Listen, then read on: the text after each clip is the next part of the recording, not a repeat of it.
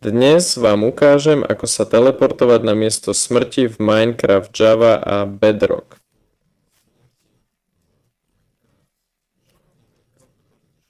Prvý spôsob funguje pre obe verzie. Keď zomrieme, tak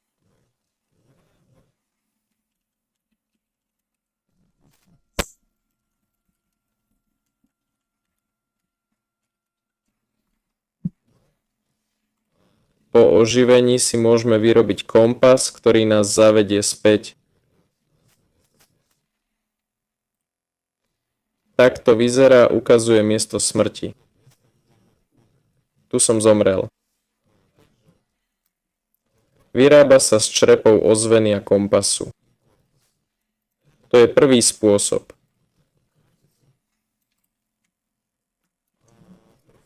Druhý je len pre Bedrock. Povedzme, že zomriem s truhlou v rukách.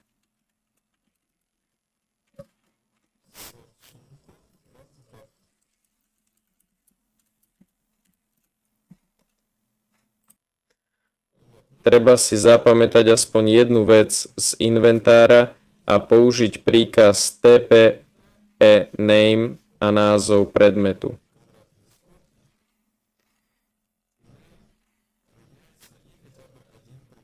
Mal som truhlu. Teleportoval som sa k veci z inventára v čase smrti. Tu som zomrel. Funguje to s hocičím, aj s diamantmi. Zabraňuje náhodným teleportom.